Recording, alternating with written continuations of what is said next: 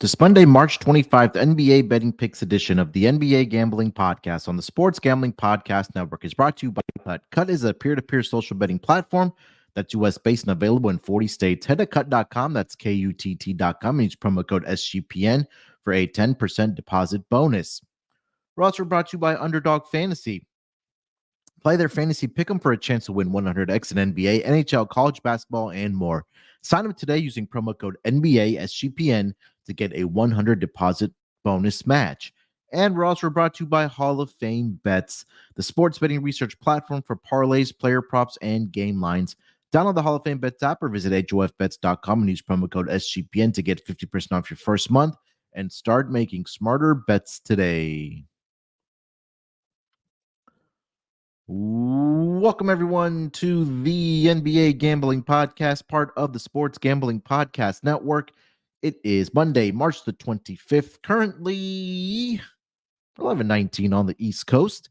Here to get into the 11-game schedule on Monday night in the association, and we'll briefly recap what we saw in the NBA over the weekend. But joining me here to help me break everything down happening on the hardwood, it's a superstar of the show, the villain himself. It's Terrell Furman Jr. Terrell, what's going on, man? How you doing this Monday morning? I'm good. I'm living. I'm a little torn to shreds. The public killed the NCAA tournament, man. I mean, absolutely killed the NCAA tournament in the first two rounds. I don't think I've ever seen anything like this. For a guy who has doubted the public every single bet that they make, this was a horrible tournament for me. Yeah, didn't turn out to be a too bad of a weekend as far as round one and round two went, at least as far as sides. Got a little bit hurt on the totals, but yeah, I mean, it was a pretty eventful March Madness to kick off the weekend, at least. I know we're on to the Sweet 16 starting on Thursday, but yeah, you're right. The public absolutely cleaned up this weekend over the course of the starting of the tournament as well. A lot of overs that cashed, a lot of favorites, 15 and one straight up between Saturday and Sunday, if I'm not mistaken. Probably even worse than that. It feels like it's worse than that. And I think the only dogs that will cover what was it, Clemson, and I know A&M covered the spread last night as well. But yeah, it was a fun weekend, man. I was looking at some NBA as well. Anything that caught your eye in the NBA before we do get over to the slate? Yeah, I mean, we could talk about the 195 points scored last night in the Lakers and Pacers game. I'm actually really sick that I didn't have enough action on that game. It was just points galore. Everybody scored. Everybody and anybody that wanted to score. They both teams finished above 50% from the field, almost 50% from three for the Lakers, above 50%. Well, exactly 50% from three from the Pacers, and the Lakers get a win. So the Pacers still a pretty decent road trip they've been on out west.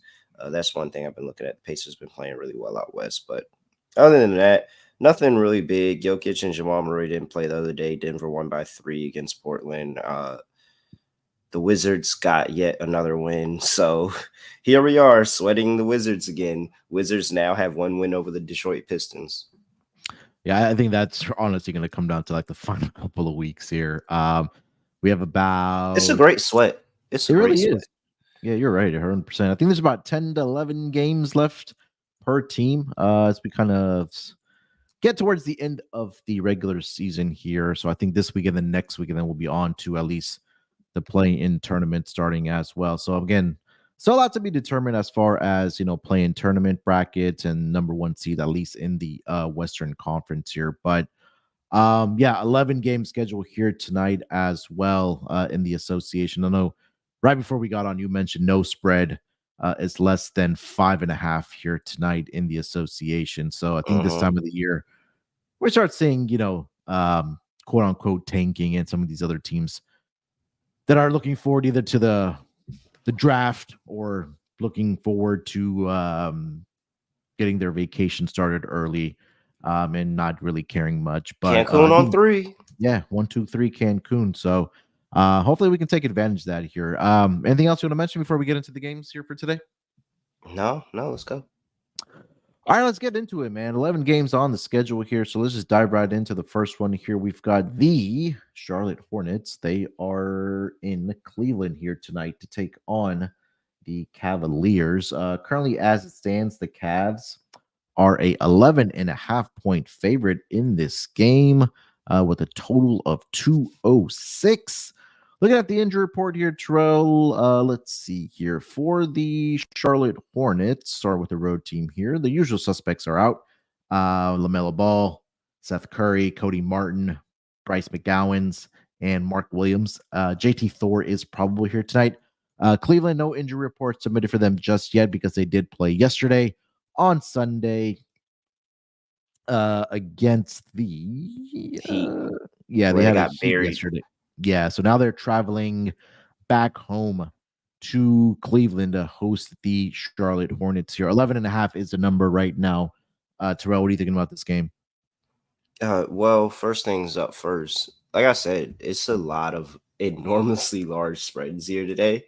Yep. And so you look at this Cleveland team, you look at what they've done all this season, and whenever they've had a line greater than 10, they have not covered the spread ever this season. Have not done it. They are 4-2 straight up, 0-6 against the spread, 2-3-1 to the over. So a little bit more of a play towards the under here, but this team doesn't cover the spread when it's this large. And I mean, look at who they played. They played the Wizards twice in this situation, didn't cover. They played the 76ers without Joel Embiid, didn't cover.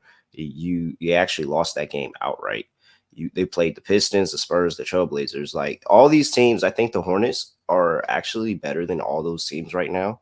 And I just think the defensive intensity is going to keep the Hornets in the game. This is nothing against Cleveland. I think Cleveland is right for a bounce back spot, especially after no showing in Miami, especially as Miami's a home favorite and no showing. That's crazy. But I'm all over the Hornets here. This feels like a good game where the Hornets play tough defense, keep this one a little close, but Cleveland still gets it done.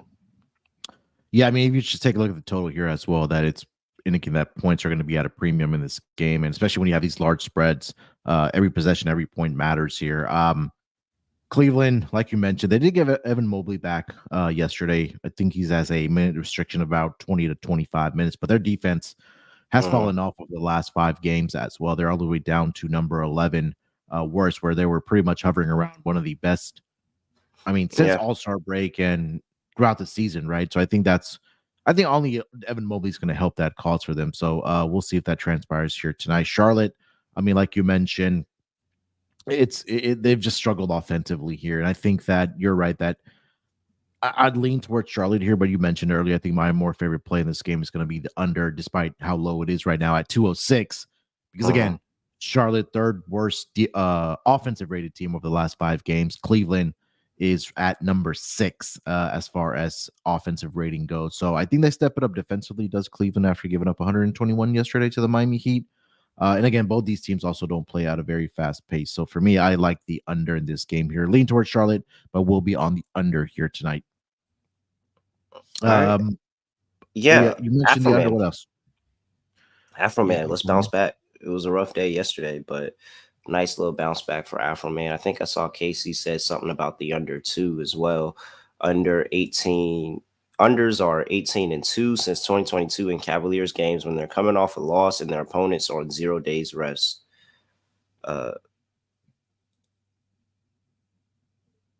So, okay. No, that doesn't apply here because the Hornets didn't play yesterday. Their opponents are on. Yeah. I don't think. Yeah, that doesn't apply here because Charlotte didn't play yesterday. Yeah. So yeah, dang, in case you want to revisit that one. We need to note that for whenever they do get somebody on a back-to-back and they're coming off a loss, though, because that's pretty solid. Yeah. I don't know, man. This is really low, and for me to think they cover the spread, well, I mean, I guess if it's like a 94, 98 game, I cover. So yeah, all right. We can go ahead and I can go ahead and get down on the under. I won't take it over with these two teams. Yeah, I think like Cavs, like getting to like 100, 103 in that realm. I just don't trust Charlotte offensively. Like if Miles Bridges or Brandon Miller have an off night, it's just going to be very tough for Charlotte to generate points in this game. So and again, like for Cleveland, like they have options, right? They have the Darius Garlands of the world, like you mentioned, Jared Allen, has been playing real well. I know he had an off game last night, but other than that, he's been really solid. If you And get the Evan Cavs been Mobley unable to back, score. yeah. So, I mean, you just take a look at their last 3 games where they've lost 84 points, 91 points, 104, 108 against the Pacers. That's a little bit telling. 103 against the Rockets. So, yeah, definitely on the under here. You mentioned Afro Man. Anybody else you're looking at as far as player props? Yeah, I think Afroman's a solid play. Might be able to get behind Bridges rebounds. I got to look into that one a little bit more. But if Cleveland's playing, it's a pretty solid auto Afro Man bet for me. And I feel pretty confident, especially with Donovan Mitchell out. Now, maybe we'll see. Mobley did come in and mess it up. Like it was Afro Man without, excuse me, it was Afro Man without Mobley. And now Mobley's back in the lineup and he came and Yeah. messed it up last game. So let's see how he does this game, how he fares this game. If it's not there, then, it was a fun run with Afro Man. And knowing Evan Mobley, we're going to get another run at some point or another. Yeah. Casey mentioning it's teams not coming off a back-to-back. So have Okay. pretty much 1 day of rest or more. So now, Okay. yeah, it does apply to the under here. So only helps All right. the Under 205 and 206. a half. I like it. I like Yeah. it. Anything else for this game? Nope. All right, next game on the schedule here, we got the Boston Celtics. They are in Atlanta here tonight to take on the Hawks. The Celtics currently are sitting as a 10.5-point favorite in this game with a total of 224.5. Now starting to move towards 225. Looking at the injury report for both of these teams, started here with the Boston Celtics. Drew Holiday is going to be out for this game. Derek White is listed as questionable, and Xavier Tillman is also questionable for this game.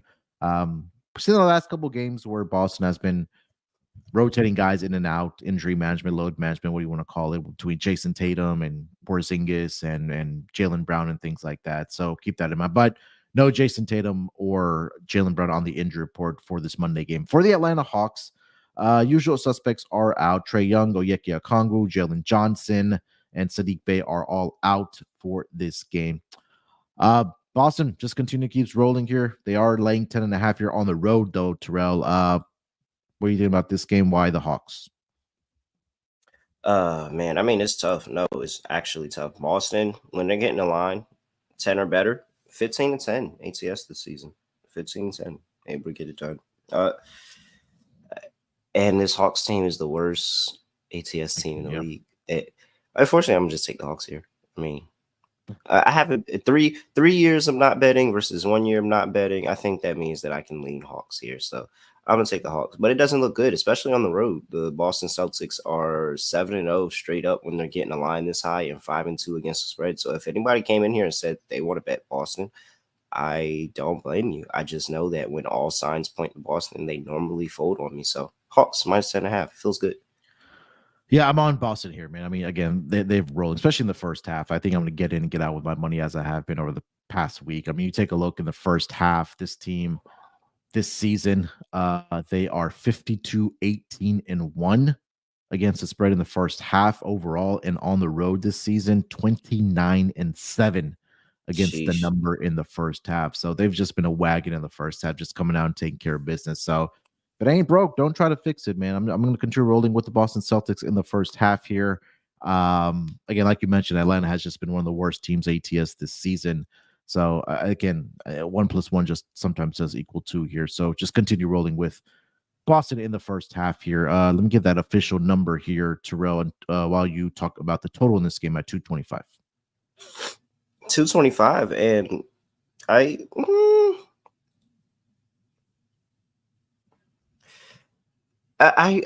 ultimately I wanted to go over, but I think Boston having all of their guys back might actually lead to a little bit more of a defensive game.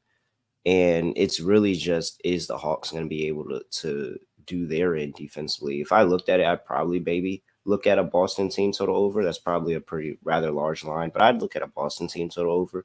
But I think I'm actually going under for the game because I think Boston can hold Atlanta defensively. Yeah, I think Boston team total first half or full game might be the way here. Like you mentioned, defensively, they can step up. If they're able to really contain DeJounte Murray, who's pretty much been their offense, I think that, you know, they may not have a lot of success, but we know what Boston can do. They're just a well-oiled machine. Even with guys that again, over the past several games where they've been having guys in and out of the lineup, they've still been walking into 115 plus, 120 plus points per game. Shout out to my guy Wham, man. Wham's been on that first half wagon as well for the Boston Celtics. I've seen he's been cashing with that as well. So, yeah, Boston, full game, first half team totals for me that they're just rolling right now. Player props, anything you're looking at, Terrell?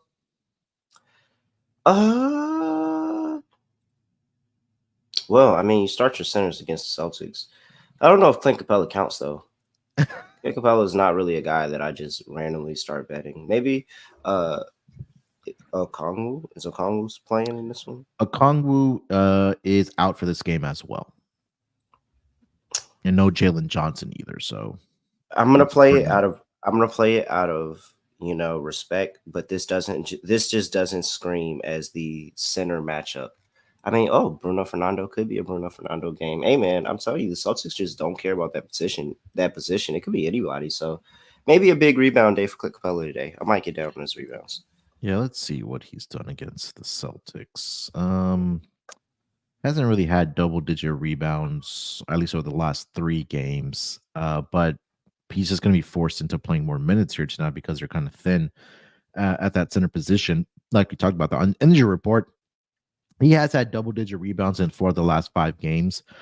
Maybe DeAndre Hunter's a good pivot because we know he's going to get the minutes for the Atlanta Hawks if you want to look at rebounds for him. But, I mean, he hasn't done a very good job of rebounding either. So,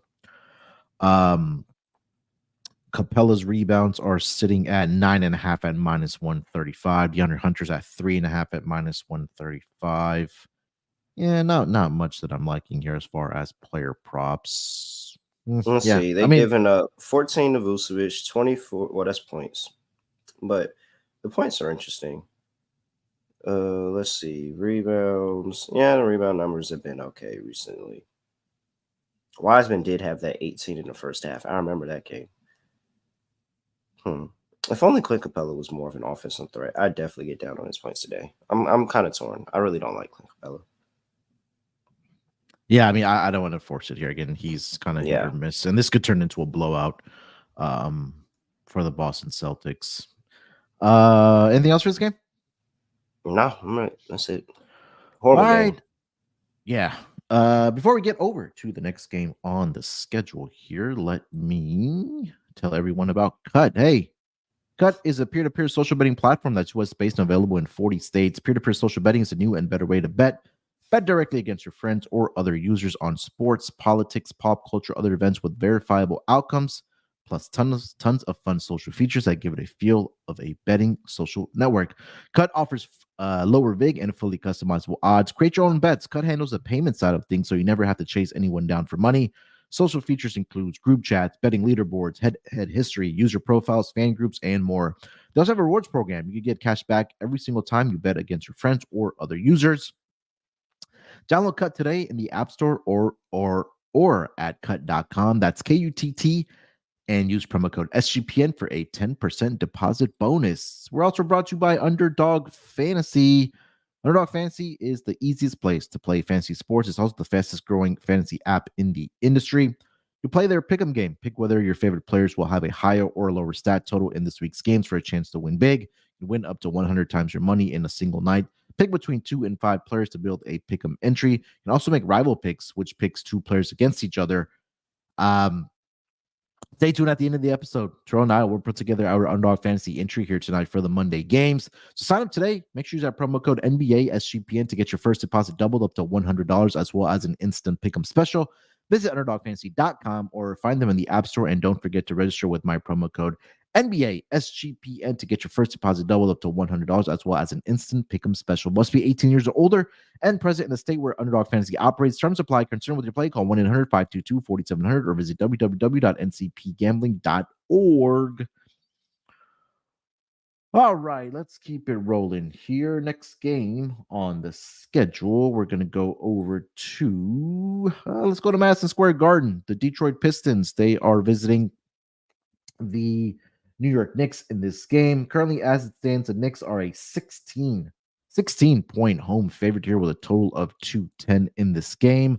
Looking at the injury report for both of these teams, start here with Detroit Pistons. Not yet one submitted because they did play yesterday. They are on a back-to-back situation. Are the Pistons? They play the Pelicans early in the day on Sunday.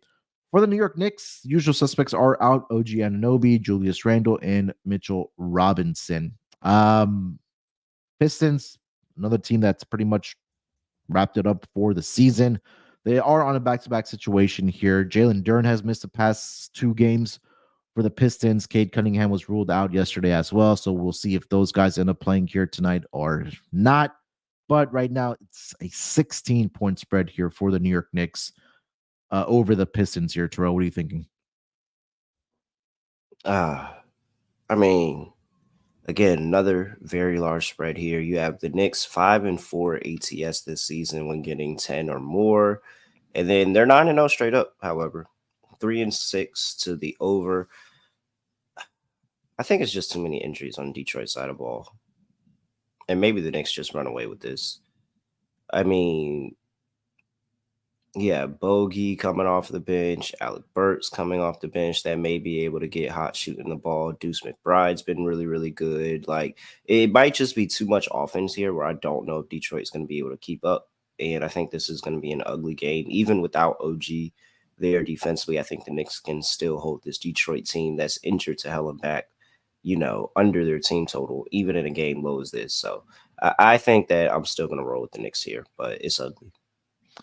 Yeah, I think Pistons team total under. I know we'll talk about the total here in a second, but I think Knicks defensively, I mean, we've talked about it for the past several weeks. It's just been so good. And I know that it gets even better with OG Anunoby in the lineup, but I think there's a good spot here for the New York Knicks to take care of business here. 16, I mean, it's a lot of points here, but again, just feel like this Pistons team has pretty much wrapped it up for the season. I mean, you do have the guys that are coming back that were part of that trade. Maybe it's a get up spot for them, but I just still don't think that the Pistons have enough to really combat the New York Knicks. I mean, Jalen Brunson has been playing out of his mind over the past several weeks, and frankly, for the entire season. Josh Hart, minimum 45 minutes. He's out there. DiVincenzo, Isaiah Hartenstein, so Precious Achiuwa. I mean, these guys have been playing real good basketball. So I'll lean with the Knicks here. Total is at now it's up to 210.5 here. Terrell, any thoughts on the total? I think I'm still going under. I don't think that I would consider a Knicks team total over if I had to play anything. A Knicks team total under, or I'm going over, or I'm going full game under, or Detroit team total under. One of those 3 bets. Because I just don't believe that Detroit's going to be able to score. I think the Knicks can run the score up. And the Knicks might run a score where they pull this game over, and that might be how the game gets over. And so that's why I consider a Knicks team total over. I think they'll be able to score regardless. And if this game goes over, I want to be on the right side of it rather than taking the under, because I assume that the Detroit Pistons weren't going to be able to score. So Knicks team total over or Detroit team total under for me. Yeah, I think it's that Detroit team total under for me. They ended up scoring 100 some yesterday. Was it like 101 against the Pelicans. The Pelicans have been one of the better defensive teams as well.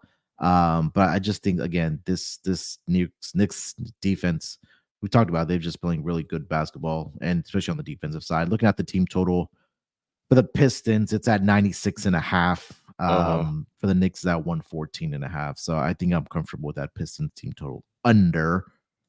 Any player props looking at here, Terrell?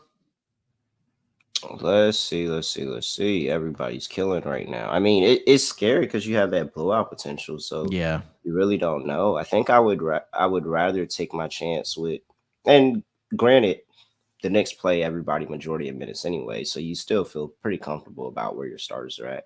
But I'd love to play some of the bench pieces for the Knicks today. I think they're going to have a pretty good impact in the game, and just keep keep running the score up and getting everybody a night off early. I think, by the time the fourth quarter comes around, it's not going to be too many starters playing in there. Won't see Brunson too much, so I don't want to get down on Brunson props because he's killed me by not playing the fourth a couple times. So I think I'll probably be on a couple of bench depth pieces, and maybe some people for Detroit when they clear up that injury report. We know exactly who's playing. Yeah, this is a game where I want to wait for the injury report, at least for the Pistons side, like you mentioned, find out who's playing in this game or not, if they are able to keep it competitive. I mean, the Josh Hart rebounding prop is always out there. I know he only had 3 rebounds against Denver, but he did have 13 against the Brooklyn Nets, 11, 13, 15. So if you want to get on Josh Hart. It's time for a bounce back. Yeah. And he hasn't been scoring a lot, but again, the rebounds and assists have definitely been there for Josh Hart. His number right now for tonight is at 10.5. That's pretty much been the number for him. So don't hate that. Pistons side, again, like we mentioned, we'll probably wait to see who is end up playing in this game or not for the Detroit Pistons. Got anything else for this game? No, I'm ready. All right, next game on the schedule, we got the Brooklyn Nets. They are headed up north to take on the Toronto Raptors. Currently, as it stands, the Brooklyn Nets are a 6.5 point favorite in this game with a total of 219.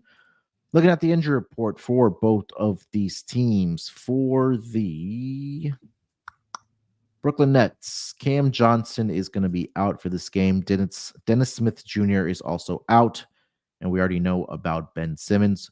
For the Toronto Raptors, no Scotty Barnes, no RJ Barrett, no Chris Boucher, no Jakob Poeltl, no Emmanuel Quickly, and no Jonte Porter. So I'll just read off the starters, at least for Toronto, because they're starting to enter that Memphis Grizzlies injury report category. So it'll be Bruce Brown, Gary Trent, Grady Dick, Ochai Agbaji, and Kelly Olynyk that are going to be starting here for the Raptors.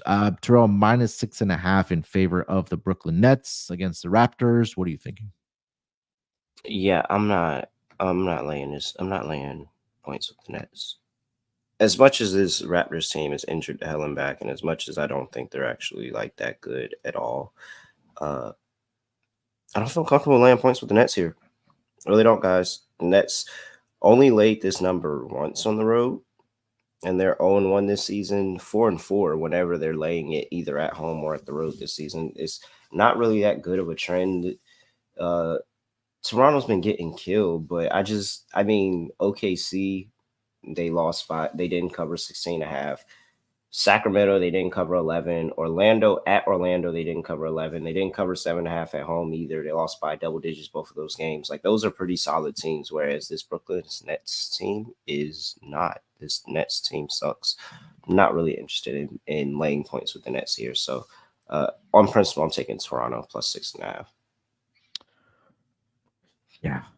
This Toronto team has only covered one spread when they've been a home underdog since January 18th. But if there was a game that you could get up or at least cover the spread, would be against the Brooklyn Nets, because the Brooklyn Nets have also been a team that has not been very good, to put it frankly. They've had trouble scoring the basketball as well. They've only covered one of their last 6 games. They are on a 6-game losing streak. They're in the midst of a road trip here. They went to Milwaukee, lost, did cover the number, went into Madison Square Garden. Not much of a big road trip there, but and now they're traveling up to Toronto, and then they'll go to Washington on Wednesday. So yeah, I'm going to lean with the home dog here, despite how bad the Toronto Raptors have been playing. I don't think in any under circumstance that the Brooklyn Nets should be laying 6.5 points on the road here. So I'll take the home dog here as well. Total is sitting at 219 in this game. Let me get the updated number, because I feel like it was on the move. But still at 219. Any thoughts on the total? I kind of want to go over, because I think that if the Nets cover this line, not the Nets, if the Raptors cover this line, it means they somehow found a way to score the basketball. Yeah. I think that's 5 straight unders for the Raptors right now. Let me see if I can get that. Yeah, 5 straight unders. But these are all games where they were getting killed for the most part. And then it was just a really, really high total for that Washington and Toronto game. Yeah, if Toronto keeps it close, it means that they found a way to score. I will go with the over 219 in this one. So Raptors at home since the All-Star break are 6-2 towards the under. But take a look at some of the opponents that they did play, right? They played the Pelicans, where they did give up 139. But that game went over. They played the Magic, who are a good defensive team. Sacramento can be a good That's defensive team. Sacramento's been really good recently. Yeah. So. And then Thunder as well. And now you have a Brooklyn Nets team that defensively, let's see where they're at. The Brooklyn Nets. Where are the Nets? Right around league average. But those teams that I've mentioned, Sacramento number 1 in defensive rating, Orlando number 2, Pelicans number 4. So you're going up against a team that, again, doesn't really have a lot of motivation to play a lot of defense here. So I could see this getting over the total here. It's just the fact that are the Raptors going to be able to knock down their shots. And I think that probably starts with their 3-point shooters in this game with Abachi and Grady Dick in this game. So I think that'll be the key for me if this game does go over the total. Player props, anything you're looking at? Let's see. This is a Dennis Schroeder revenge game again. I think I really don't know. I mean, I guess you just sit there, and I know I saw Strutters in there talking about Gary Trent putting up 30 shots, but like, how do you not just get behind Gary Trent and just say the volume's going to be there? He's going to find a way to get the ball in the basket eventually. Like, if he shoots 15 threes, he should hit 5 of them. Like, so I saw JR talking about Grady Dick earlier. Let's see. I just haven't loved how Abaji's played in Toronto. I like them better in Utah. It was a fun prop to play. But I mean, this could be the part of the season. Last year, this part of the season, Abaji got hot and caught fire when games meant nothing and he could just go out there and hoop. He caught fire for Utah. So this could be the stretch of games where he needs again to catch fire and do really good for us nailing props. So I'm gonna watch now that I spoke it, I'm gonna watch out for him.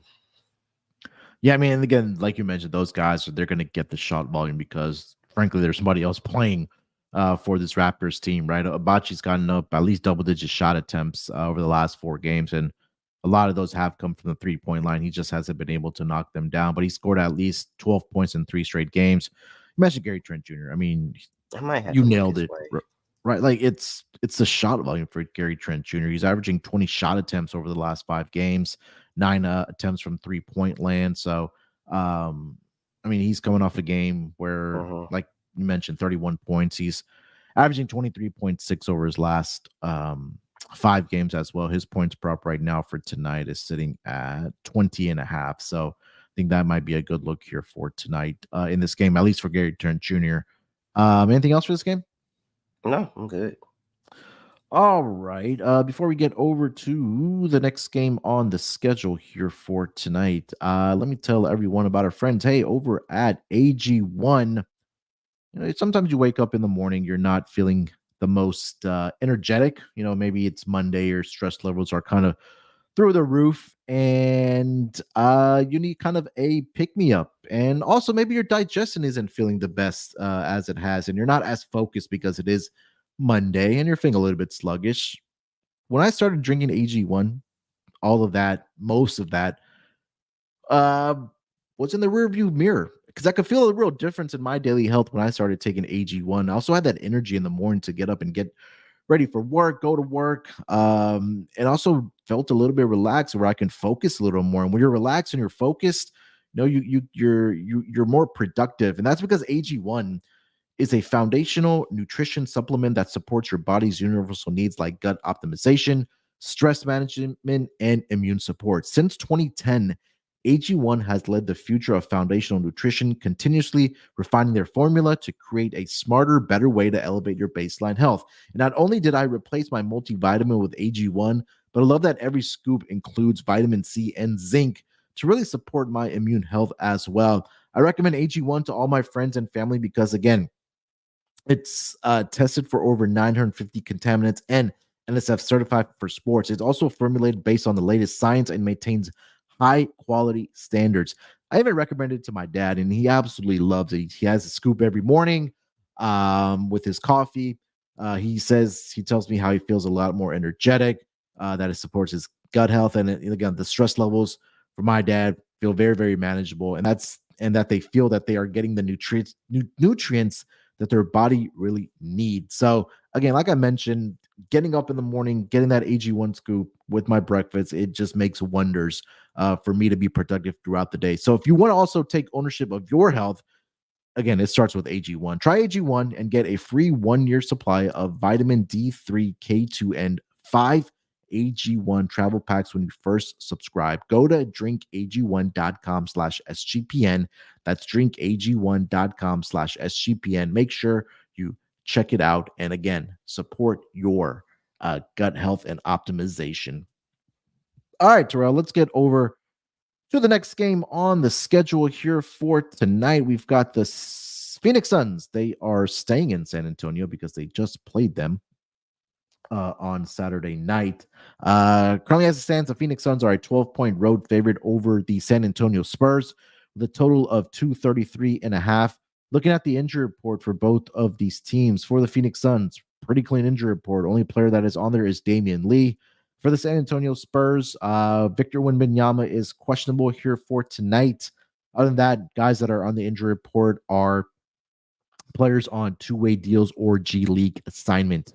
Like I mentioned, these two teams just played each other on Saturday night, and the Phoenix Suns took care of business in that game, getting the victory 131-106, led by a great game by Kevin Durant. He finished that game with 25 points. Devin Booker chipped in with 32 as well.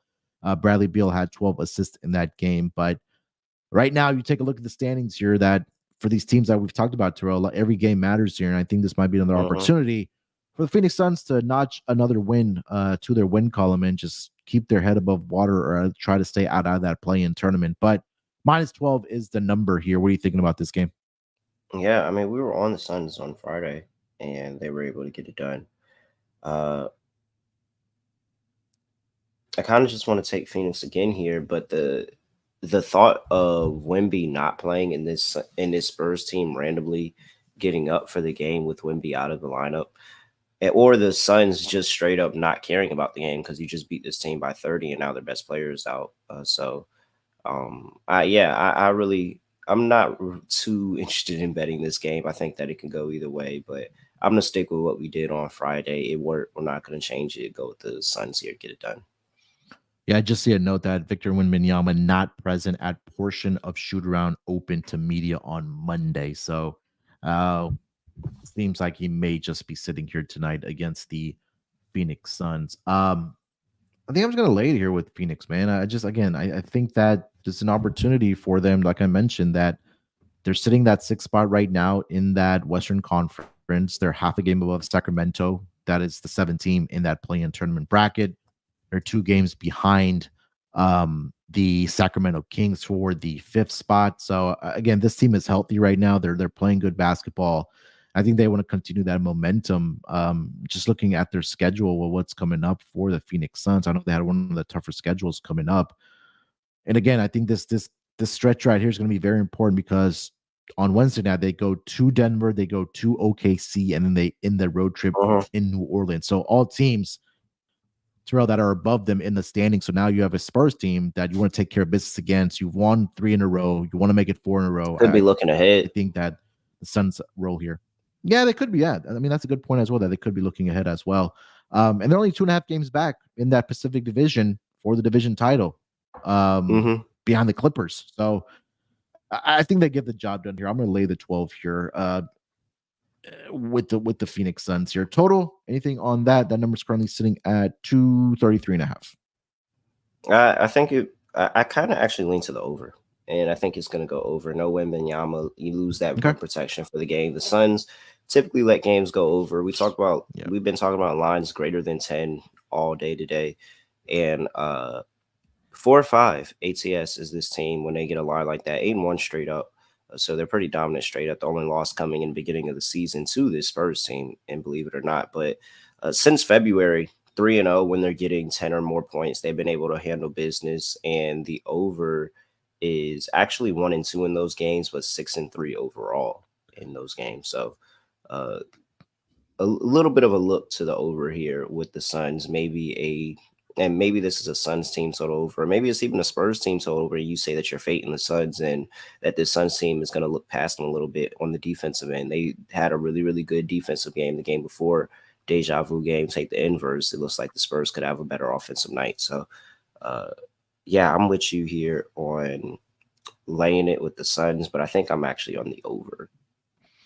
Yeah, I think it was going to be like full game over or Suns team total over again. I mean, you nailed it again that you mentioned that without Wimby, they really don't have a guy that can block shots or give him that rim protection as well. So, I mean, you could see Devin Booker get into the basket easily, Kevin Durant get into the basket easily as well. Nurk should have another huge rebounding game in this game against the Spurs again and again. I think that this could be another game where they take care of business in 3 quarters and then they get ready for these very tough 3 games coming up for the Phoenix Suns.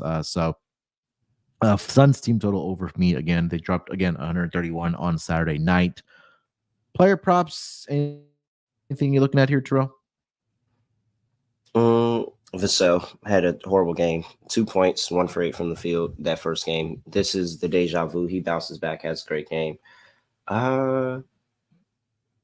I would love to be interested in Keldon Johnson rebounds. I'm curious on where they open that lineup with him coming off the bench, but he normally has pretty solid rebounding games. And I think this is an opportunity for him coming off the bench. But more importantly, I mean, we have to be on Nurk today and say that Nurk is just dominant on the boards. No Wemby, not really any competition or anything. Nurk should really clean up on the glass. So I'll be on Nurk rebounds today. Yeah, that number, let's see, for Nurk is where his rebounds. Pretty sure it's probably 11.5 or 12.5. Nurk. Yeah, 11.5 is the number. Did have 10 on Saturday, but again, that turned into a blowout of for the Phoenix Suns. So maybe a little bit more competitive. Mm-hmm. I think I quietly like the Spurs. Very, very quiet. Quiet as kept. I think I like the Spurs. I mean, look, usually when we see this is such a letdown spot, man. This is such a letdown spot. Like, who cares? You just beat this team by 30, and then look at your schedule coming up. Quiet as kept. I actually really think I think I'm actually switching over to the Spurs. Yeah, you got Denver on the road, OKC on the road. I mean, you talked about it. Like, it's all really, teams you're looking up to, and it's not that many games left in the season. Like, I think people forget that, but it's really not that many games left in the season. Phoenix has 10 more games, 10 more games left in the season. That's insane to even think about. They only have 10 games left. But Denver on the road, OKC on the road, Pelicans on the road. You talked about it. You said it. So that's a really tough road trip that you're looking ahead on.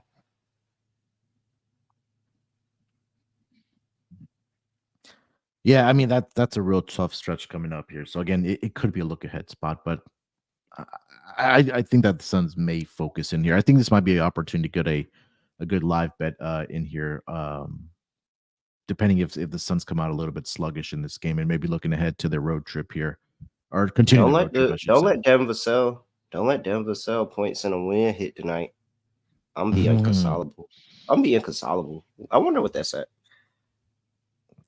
Did you see his points prop at 20.5? You'll probably have to see what the same game parlay is. Oh, if I were to play it, the only way to play it is 25 and a win.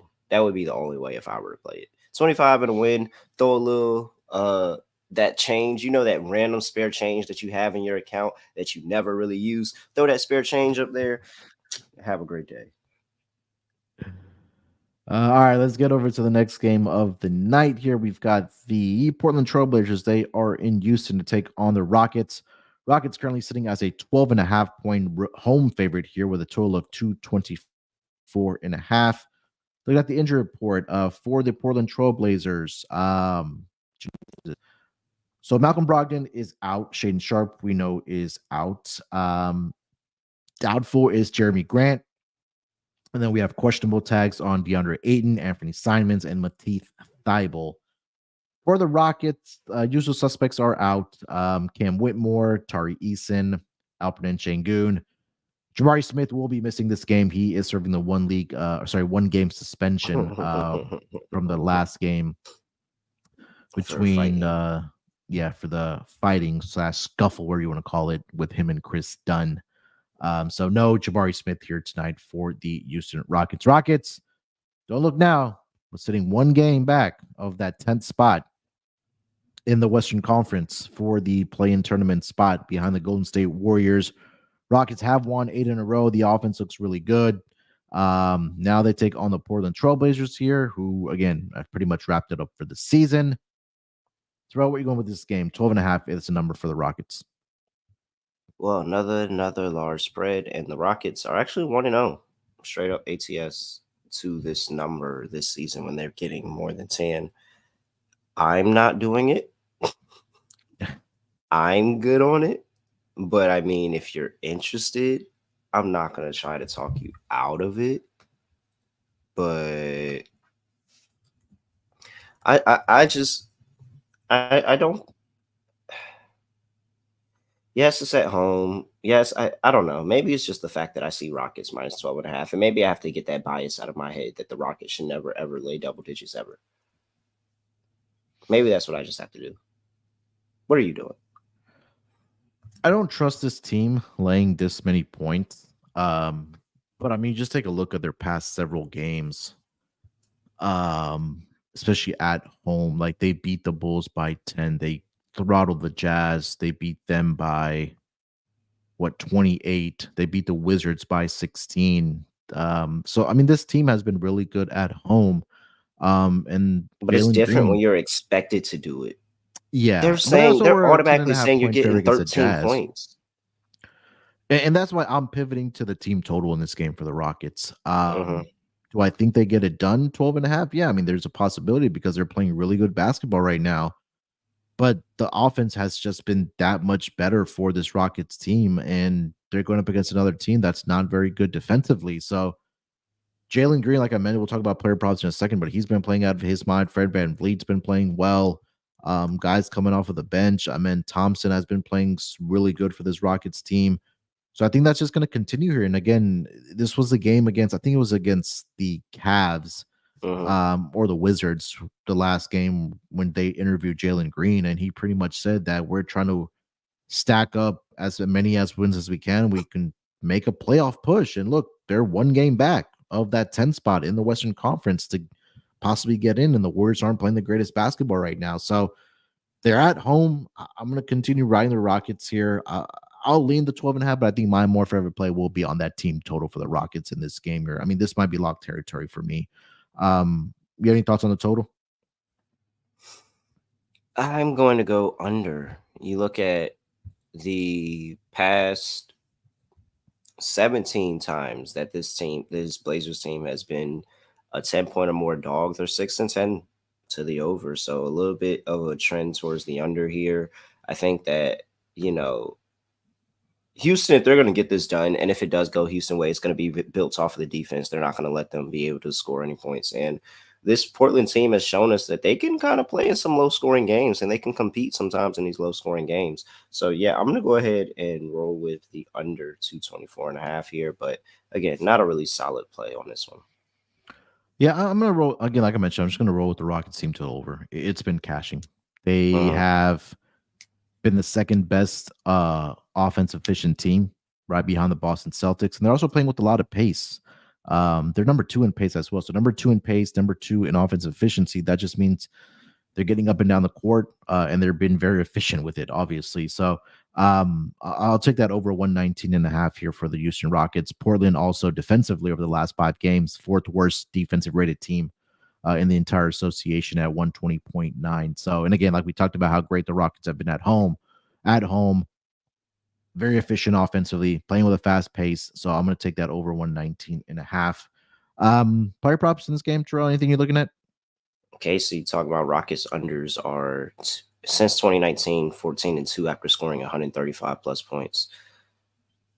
That has to, what's that? Is that a little bit of James Harden there in there? Yeah. Might be the tail end of it because I know he left in 2020, was it? So yeah, it might be. It also might be that they. I don't know. I mean, again, this is a completely different team, and like they're playing, like the mindset right now for this Rockets team it's completely different right now. So I mean, they could hold Portland to like 100 points, and they get over their team till the game still end up going under. So it's a good stat though. All right, player props that I like for this one. I feel like I have to get back behind DeAndre Ayton pause and just hope DeAndre Ayton has a really good game here. I mean, it's very low threat on the road playing against the Houston Rockets. I think DeAndre Ayton. This is one of the spots that he just kind of gets up. And then how do we not play Jalen Green? I mean, you cannot not play it. I mean, I don't know. Oh man, that man has been in the news, and he just said that I'm gonna show my play out on the court. I'm gonna let my play on the court speak for me. And oh man, did you see his interview? At one point, he was like, "Yeah, I have a new baby. Yeah, On the that's the way, game I'm all talking that, about. da, da, da." And I just say, I think that's so funny. I think that's hilarious, man. He's like, I have a baby on the You way really now, so I got have all the targeted. motivation. You're a victim. You're actually a victim here, man. You got targeted, but it's okay. Jalen Green, new dad flow. Keep rolling with it. He's had last 5 games 37, 26, 42, 26, 41. Render numbers at 26 and a half. And watch he finishes with 26. Yeah. He's averaging 28 against the Blazers. So he had 29 and 27. I just don't know who's really going to stop him. Like, who's going to stop him from getting to the basket? Who's going to guard him out on the perimeter? Like, I really don't know what the options are for the Blazers. So it just seems like while it may not be like the most amazing Jalen Green game, he's going to sneak into what 20, like you said, 20, 27, 28, 29 points, maybe have a 30 piece. And it was relatively easy, especially the fouls too. Like, I think he'll get it from the line as well. Yeah. I think Amen Thompson rebounds with Jabari Smith being out. That opens up a lot more rebounding opportunities for him. So he's at 9.5 right now. Dang. Yeah. He's been alternating between double-digit rebounds and then not having double-digit rebounds. He did have 10 against Utah. But I think, again, like without Jabari Smith, I think Jock Lindell probably does get the start here, but I think Amen Thompson is probably going to be the beneficiary of getting all these rebounds here for the Rockets here tonight. So I think this might be a game, if you want to, a sneaky ladder, the reboundings for Amen Thompson might be an angle here tonight. Got to remember that for Underdog. Yeah. All right. What else you got? Anything else for this game? Nope. Let's keep going. All right. Next game on the board, we've got the Washington Wizards. They are in Chicago here tonight to take on the Bulls. Bulls are a 13-point home favorite here with a total of 225.5. Excuse me. Looking at the injury report for both of these teams. Start here with the Washington Wizards. No Bilal Coulibaly. He's done for the season. Tyus Jones is out for this game, as well as Kyle Kuzma and Landry Shamet. Jordan Poole is questionable for this game with a right ankle sprain. For the Chicago Bulls, Alex Caruso is probable, and Kobe White is probable as well. And that's pretty much it. Other than that, the usual suspects are out for the Chicago Bulls. Patrick Williams, Zach LaVine, of course. And that is pretty much it. Wizards catching 13 here in Chicago here, Terrell. You have the Bulls to lay with the Bulls. Would you like to take a guess of what the Bulls' record is when they're laying double digits this season? It hasn't probably been a whole lot of times that they've actually been laying double digits. So I'm going to guess 0-3. You're close. 0-0. There's never been a point in time where they ever felt like this season the Chicago Bulls should ever be laying double digits. Am I gonna take it on the first time? No. We're gonna bet this Wizards team how we've been betting them all season. And when they got in double digits, they've been pretty good. 16 and 11 ATS, 59.3%. We take them and we take them to lose the game. They're 2-25 in those games straight up. So, all right, Chicago, you're good enough to win the game. Certain, you're good enough to win the game, and it's going to very, very much help my cause later on. But I'm not giving you the points as well. You can't have it both ways, Chicago. Wizards plus 13, Bulls still win. That probably puts you in plus money if you parlay those together too. Yeah, probably like plus 120. I mean, as much as you think Chicago should blow them out, like, do you trust Chicago laying 13 points here? I certainly don't. If you want to bet this game, you probably want to look at a Bulls team total over Plus 150. because that's not bad. No, it's Um, bro. All you gotta do is the Wizards cover and just don't win, and you get plus 150. That's not bad. It's not bad at yeah. all. Um, That might be my dog.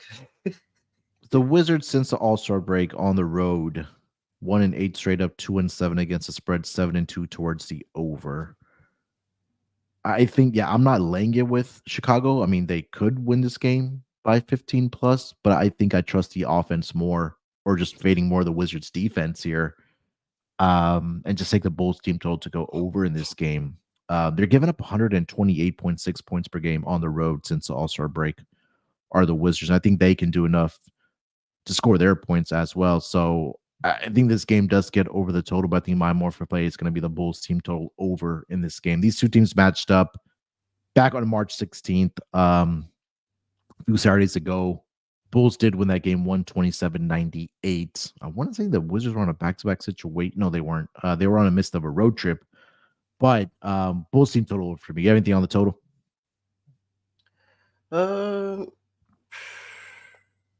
What's this line at? It's at 25.5. Yeah, I would lean under. Washington, they're not the horrible. Like, they're not horrible defensively. And I think that, at least for my betting expertise, I've gotten pretty good luck with this Washington team, especially in this double digit spot. Playing some of their unders, you look at the number. Oh, they're 16 and 11 to the over as well.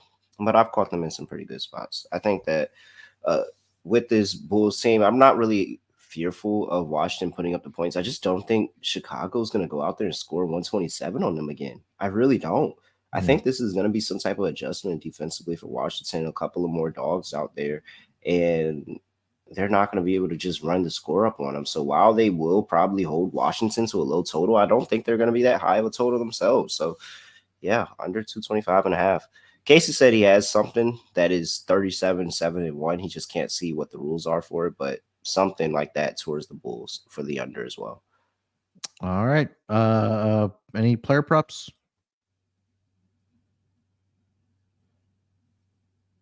I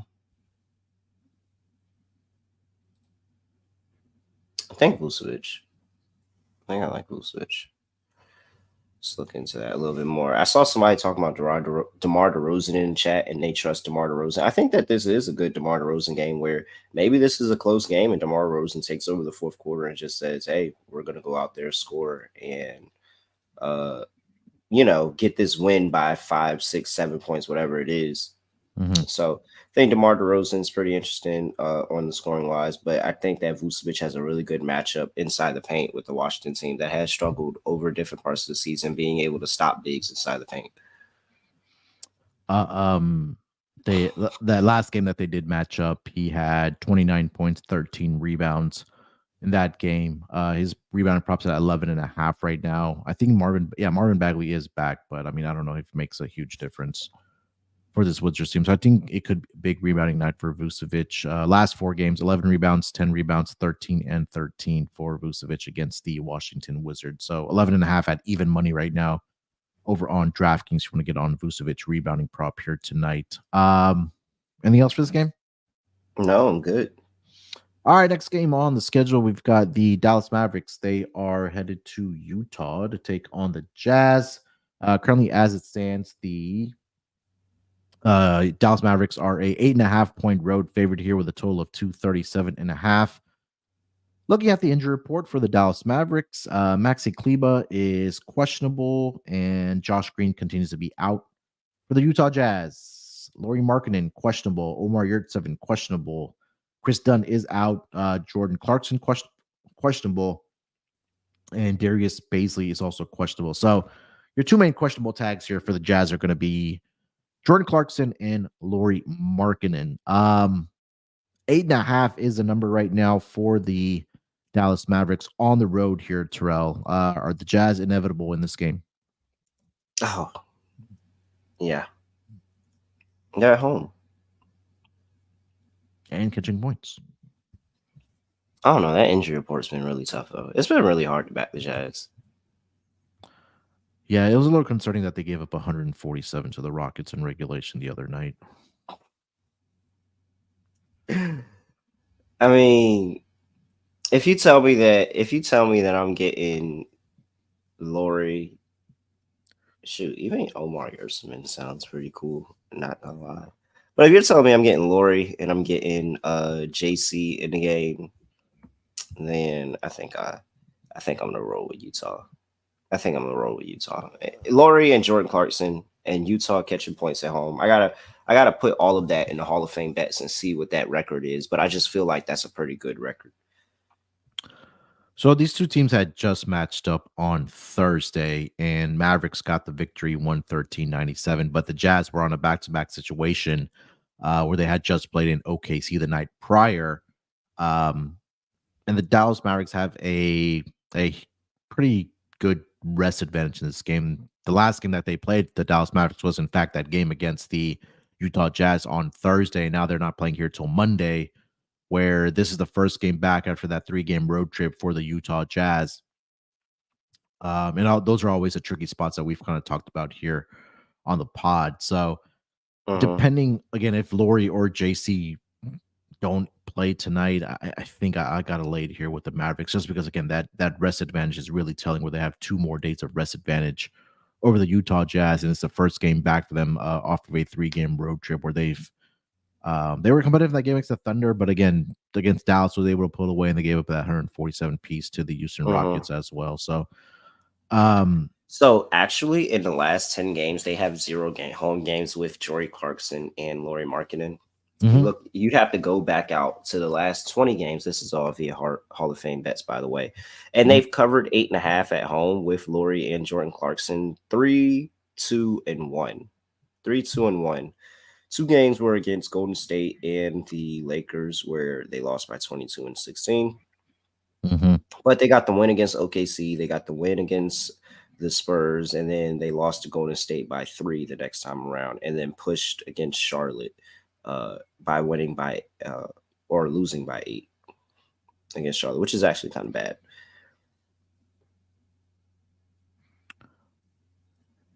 But they do it a lot over the course of the season, man. yeah, It happens a lot over the course of the season. They really do get it done at this number. I'm gonna just trust it. Laurie, and if Laurie and Jordan Clarkson are in the lineup, I'm gonna play it. Yeah, and again, that's the whole thing for me as well. That if those 2 guys end up playing, or even if one of those guys do playing, I may just shift here to the Utah Jazz. But right now, with them being questionable here officially, I'll be on the Mavericks here. But again, that can change, like you mentioned, with if JC and Laurie or one of those 2 guys do end up playing here tonight. Total's at 237 here. Terrell, any thoughts on the total?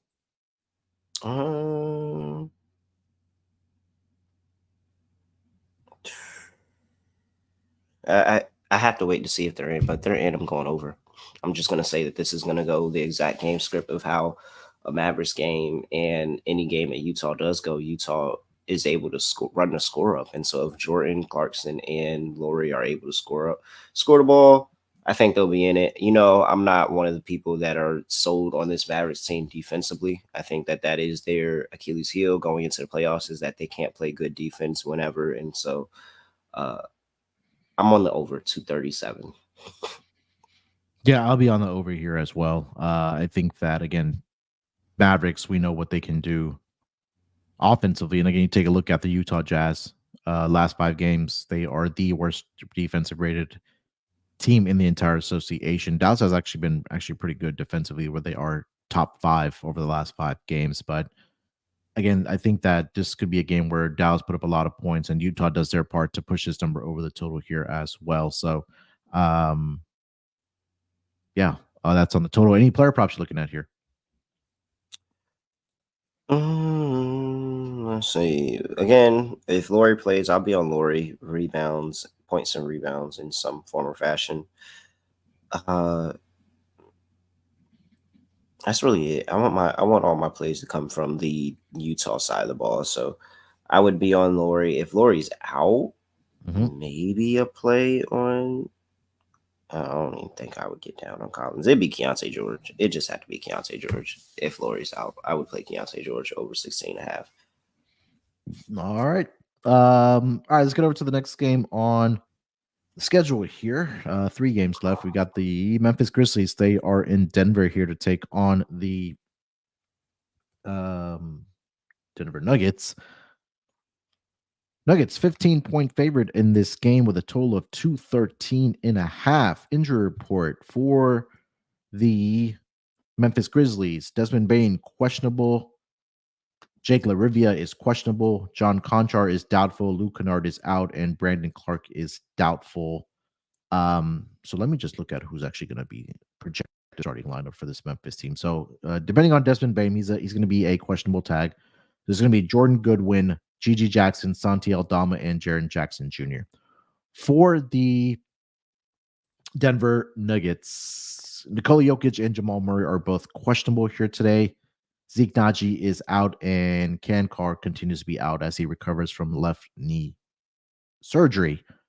15 is a number here, Terrell, for the Denver Nuggets. What are you thinking? I'm going with the Grizzlies. Nuggets 13-0 when catching 10 or more this season. 6-7 gets spread. Not good.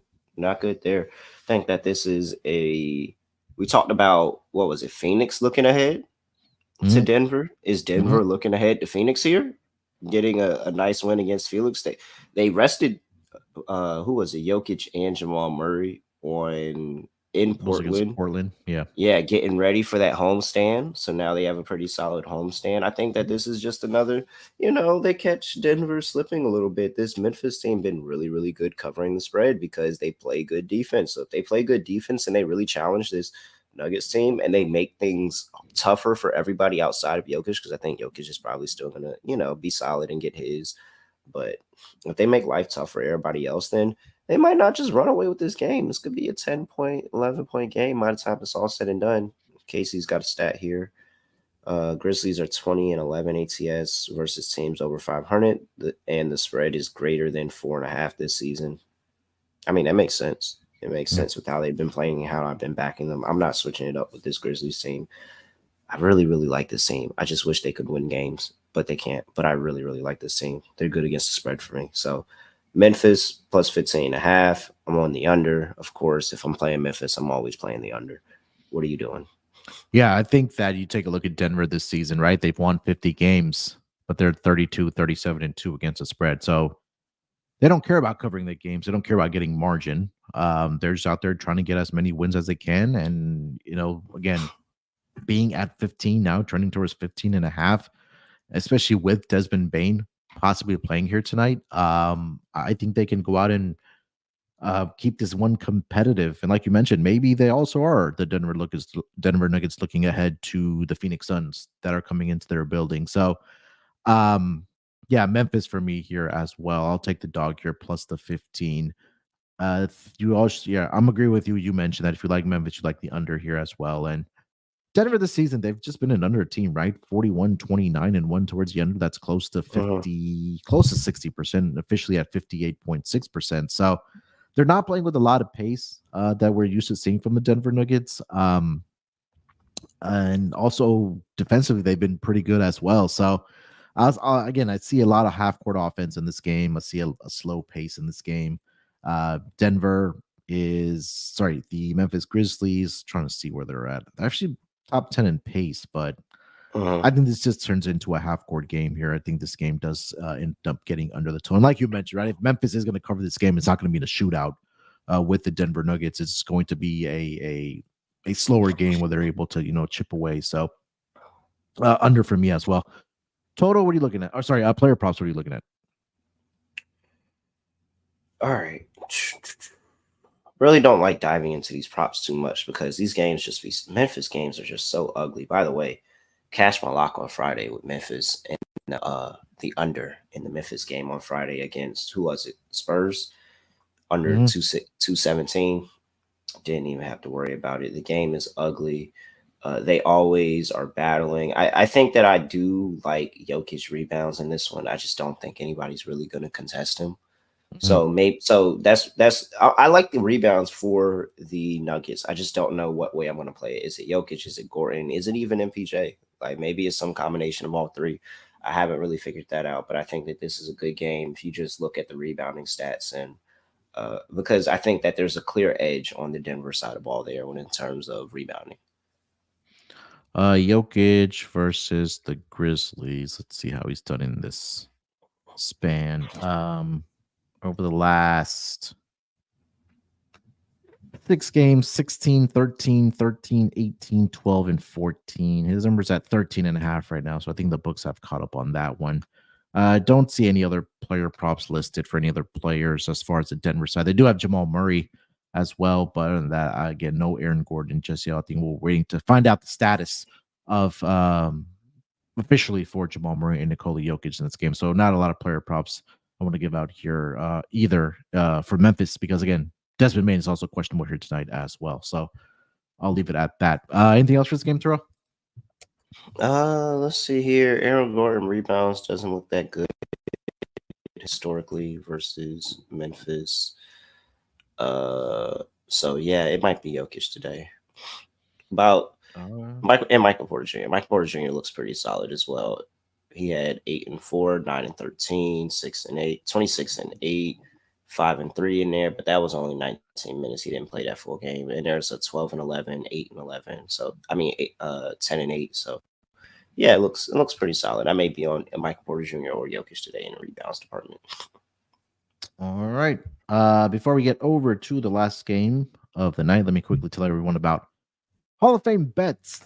Win bigger by betting smarter this NBA season with Hall of Fame bets, a sports betting analytics platform for parlays, player props, and game lines. Research every NBA and soccer bet with historical stats and data. Enter any parlay idea into Hall of Fame bets revolutionary parlay optimizer tool to get hit rates broken down by leg, as well as an expected probability for the entire parlay. Sort all players by hit rate for any bet to learn which players are hot and which picks have value. Stop betting in the dark and join over 30,000 users researching with Hall of Fame bets to craft more intelligent, data-driven parlays. Download the Hall of Fame bets app or visit HOFBets.com. Use promo code SGPN to get 50% off your first month today. Start researching, start winning with Hall of Fame bets. All right, Terrell, 2 games left on the schedule here. Let's get over to the next game of the night. We've got the Philadelphia 76ers. They are in Sacramento here tonight to take on the Kings. Kings currently sitting as a 9.5 point favorite in this game with a total of 222. Looking at the injury report for the Sacramento Kings, they are going to be without Kevin Huerter. They are also without Trey Lyles. Philly, I believe, played yesterday against the LA Clippers and did win that game 121-107. So they are in a back-to-back situation here, traveling to Sacramento. Sacramento currently a 9.5 point favorite here. Terrell, what are you thinking? How long was that road trip for Sacramento? Let's see here. Kings. Because Philly's been playing really well. 3-game road trip. Okay, so it's not that bad. This might it was be on the East this Coast, might be though. They went from Toronto to Washington to Orlando all the way back to California. I mean, the 76ers didn't. I know we covered against with the Suns laying. I think they were laying 8 in that game. But they didn't look that bad against the Suns. Didn't look that bad. I think they actually pushed that line against the Lakers, and then they won outright against. Are they just due for the loss now? This is 3 games of looking good on the West Coast for a team that I really had low expectations for. Sacramento seems like this is a little bit of a get right spot. You're kind of kicking yourself going over to the East Coast, and then they did end up getting that win against the Magic. I'm thinking about the loss against the Wizards. I don't know. I guess we just go with the hot hand and 76ers, man. They've been good on the West Coast right now. Yeah, this one's the tricky one because this is the last game of the road trip for the Sixers. They go back home to play the Clippers. And then it's the first game back for the Kings after that short road trip to the East Coast. But I think you're right. I think that Sixers probably want to come away with, or at least be competitive in this game. We have Buddy Hield going up against his former team. I don't know if that's a motivational spot here or not, but I think 9.5 seems like a stretch here for the Kings here. I'll lean here with the Sixers just because of the situation for both these teams right now. I don't think it favors one or the other. The Sixers, again, like we mentioned, are on the back-to-back situation, but they did play, I think it was second game early in the afternoon yesterday. So it's not like they played late last night and then had to travel over to Sacramento. So I'll lean with the Sixers here, plus the 9.5. Total 222. You have any thoughts on that? Oh man, I gotta say under. I have to say under because the Kings have been really, really solid defensively. The jury's out on me if this is a King spot or a 76ers spot. I'm just kind of rolling hot hand in the 76ers, who've been pretty good and really, really competitive on this West Coast trip. And hopefully that doesn't, maybe that's what it is. This is the last game before going back home.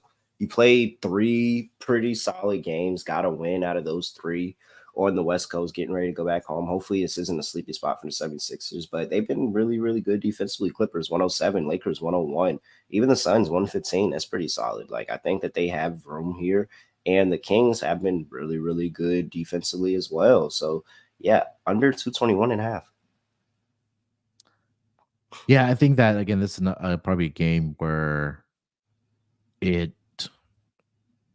like the Sixers are ready to, again, get back home in that first game that the Kings may be a little bit sluggish coming off of the road trip here. So maybe some tired legs for actually both teams, and maybe a lack of focus for the Kings here as well. So, and Sixers, I think that if they do win this game, I know they can put up the points, but I think they're going to have to, or at least be competitive. Like, you don't want to get into shootout with the Sacramento Kings. And like we mentioned, the Kings have been really good defensively over the last 5 games. Actually, they've been the best team defensively over the last 5 games, and Sixers number 3 as really, well. Really good, man. Yeah, so you have 2 teams that are top 3 in defensive rating over the last 5 games. So again, just translate to a good under spot. And you take a look at pace.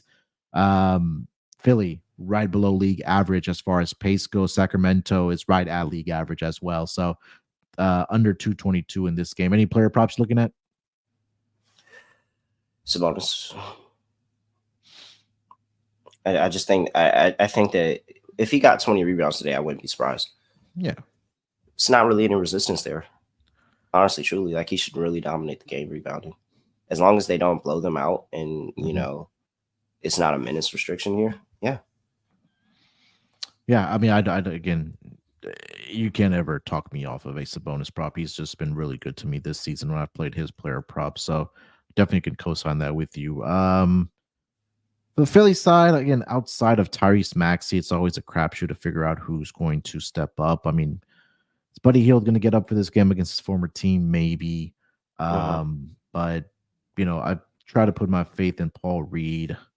That hasn't panned out. Tobias Harris has been hit or miss. Kyle Lowry he didn't play last night, but I think he should be playing here tonight. So if you want to look at his assists, maybe that's a spot, but not really going to force it here as far as player props in this game. Anything else for this game? No, I'm good. All right, last game on the schedule. We've got the Indiana Pacers. They are in LA here tonight to take on, or staying in LA, I should say, to take on the Clippers. Currently, as stands, the Clippers are a 6-point home favorite here with a total of 233. Looking at the injury report, Pacers played last night, so they do get that extra time to submit it. Same thing with the Clippers. They did play yesterday. So both teams on a back-to-back situation here, playing in this game. Talked about it at the top of the episode. 295 points scored last night in that game between the Lakers and the Pacers here. But Terrell, let's start with the side here. Clippers minus the 6. What are you thinking? And what's the injury report again? So they're both on back-to-back. So there are no injury reports submitted just yet. So probably maybe another hour or so we'll get. Like, why is this 6? Why is this Clippers minus 6? Clippers have been. Are you just assuming this is a bounce back spot? This has been dropped. The Clippers have been drop dead horrible. They've been horrible. They haven't looked good. They didn't cover. They only covered one of the 2 games against Portland. They lost outright to the Hawks. They lost outright to the 76ers. Both of those games at home. And then they didn't even make it competitive for real against New Orleans. New Orleans was able to pull away and cover that spread. How do you trust the Clippers here? And they're laying 6? I don't care what Tyrese Halliburton is doing or not doing or whatever, this, that, and the third. Give me Indiana +6 here. I'm not laying this number with the Clippers right now. Maybe this is a bounce back spot. Maybe I'm falling into the trap, but I'm not laying this number with the Clippers right now.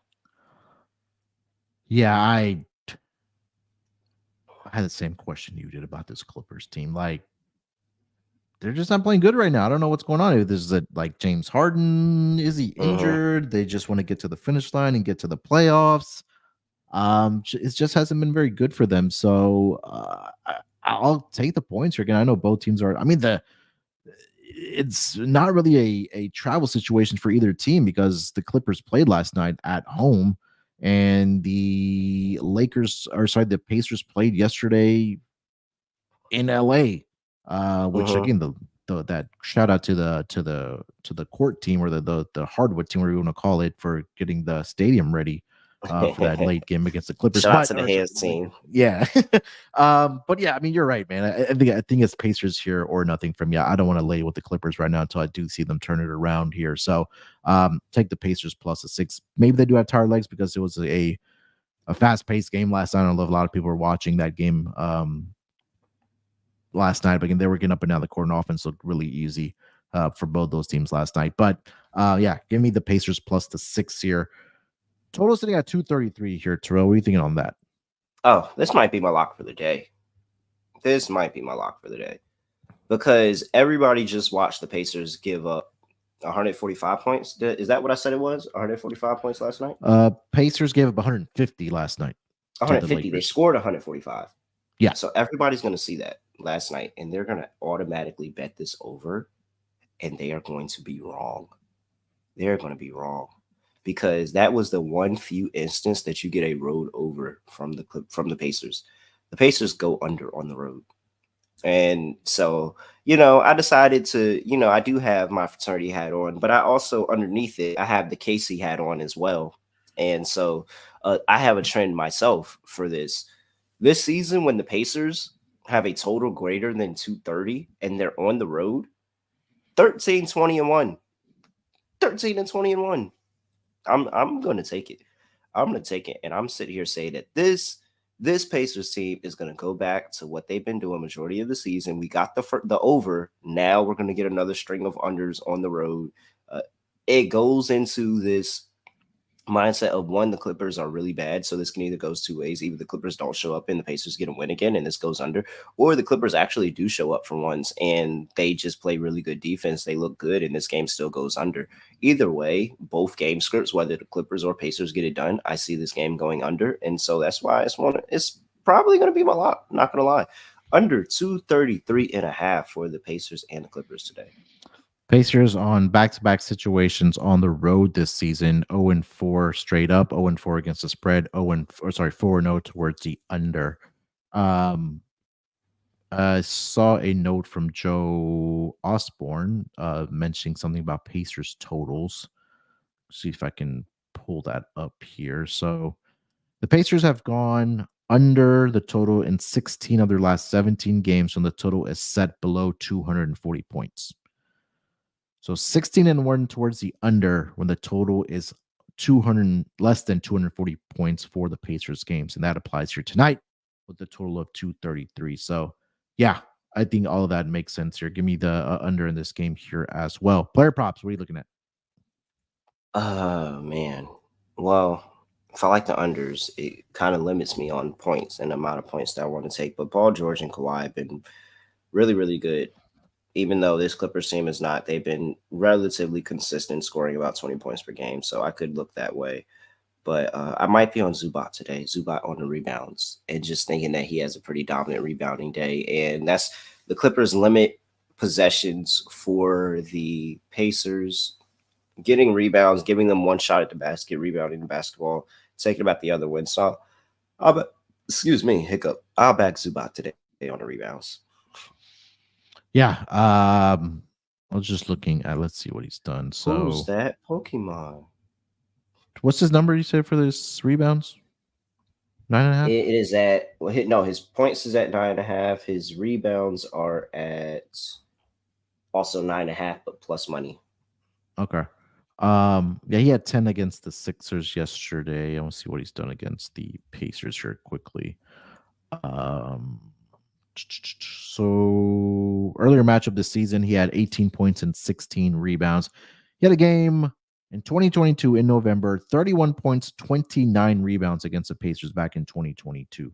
But I think, yeah, that might be the look here. Therefore, expecting some tired legs from both teams and shots falling shorter, or, whatever the case might be, that the rebounding opportunity should be in there in this game.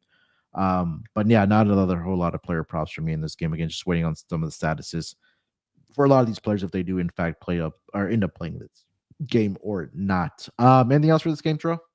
No, I'm good. Let's go. All right, that was the last game on the board here. Let's get into our lock and dog for the schedule here tonight. You want to lead us off? All right, lock. I'm going back to that Pacers and Clippers game. We zig where they zag, and I'm telling you, people are putting money on the over because they just saw 150 to 145 last night. They're going to lose their money. Under 233.5 for this Pacers and Clippers game. That's going to be my lock. A lot of unders have been really, really good to me lately. Maybe it's because unders have been good second half of the season, but I've been feeling unders, especially with Memphis. I like that Memphis under too, by the way. For my dog, I mean, if you take anybody outright and you hit an outright dog today, you're getting some pretty good value on it. Again, no spread less than 6 today. Kind of want to fade Brooklyn, laying that number on the road, but I don't have faith in Toronto.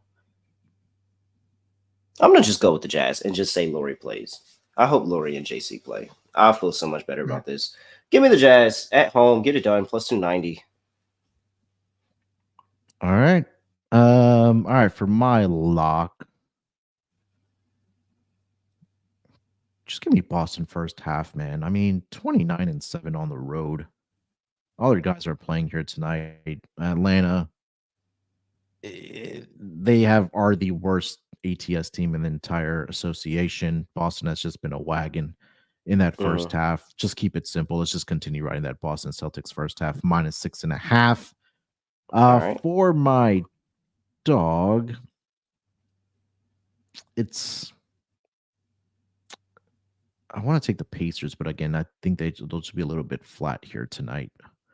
After scoring, I wouldn't be surprised by it. Yeah. They've been pretty decent. I think they've been pretty decent on that West Coast trip too. Like, I wouldn't be surprised. I get scared when teams like have mad games because not many people put together a full, straight up, really good, road trip on the opposite coast. It's normally one game that causes them slips. So I wouldn't be mad if it's the Pacers, but man, it's hard to trust this Clippers team right now. Yeah. So I'm gonna go. We talked about Amen Thompson rebounds here tonight. I think that's the sneaky look. 9.5. 10.5 is at plus 130, but 12 plus rebounds at plus 195, 15 plus that's 7-1. He's gonna be the guy on the glass here tonight for the Rockets without Jabari Smith. I know Lindell probably gets a start here, but I think that this is an opportunity for Amen Thompson to play the minutes. 12 plus rebounds here tonight at plus 195 here for Amen Thompson of the Houston Rockets. So I'll take that as my dog. All right, Terrell, before we wrap it up here, let's put together our Underdog Fantasy entry here for tonight. Again, underdogfantasy.com. Make sure you use that promo code NBASGPN. And hopefully we can get this week started off on the winning note with our entry here for tonight. All right, Terrell, where do we want to start here for our entry? Well, we got to go Amen Thompson, don't we? Yeah, let's start there. So let me get to the pick'em. I'm trying to also join Kaysen's Discord while we do this at the same time. Yeah, here we go. Accept invite, Kaysen. There we go, Casey. I'm in there. We're here. Come on, man. Hello, team. Hope you bought pizza. I did not bring pizza, unfortunately. Unfortunately, I did not. All right. We got Amen. I know. 9.5. I know that Zubac, can we roll with his rebounds as well? Yeah. Let's see what that number is. Maybe we can be sneaky and get an 8.5 here for Zubac. 9.5, but it's a little spicy. Yeah, a There's little a bit little spicy. bit of a spice element to it. Yeah, All let's right, roll with we'll it. roll with that. All right, we got What else do we Zubac. want We to got go? Amen here. What's the last play that we feel good about? You mentioned Jokic rebounds. Is this just going to be a rebounds entry? Are we just going to go with the rebounds entry here? We could go Nurk rebounds. Oh, we like Vucevic rebounds as well. So yeah, it might just be a rebounding Nurk entry here. has. Does San Antonio make this one close? Are we sold on that? If we Or you sold want to on go that, Vassell points. oh, I can always go with sell points. You know, I have no worry about that. I can always go with the sell points. I don't need to, but I can. I'm fine sticking with our rebounds play though. Okay. Nurk, one of Nurk, or let's go with Nurk or Jokic. Let's just put it between that. Nurk or Jokic. Just keep it the rebounds play. So Nurk's at 11.5 and Jokic I is say at we go. 13.5. I say Jokic because I really have faith that Memphis is going to keep the game close. All right. Memphis plays close games nowadays. Like that's what they do. They play close games nowadays. They're gonna go play this game close with them. And Jokic is gonna have to be in the game all game, and he's gonna get 14. Feel good about it. All right. So we'll go Zubac higher. 9.5 rebounds, a little bit spicy there. Amen Thompson higher, 9.5 rebounds, and Nikola Jokic higher, 13.5 rebounds. That $10 entry will get you $66 in return here to kick off the Monday night schedule in the association. So there is our Underdog Fantasy entry. All right, that is going to wrap it up for this edition of the NBA Gambling Podcast. Hour and a half in the books here, Terrell. Anything else you want to mention before we get out of here?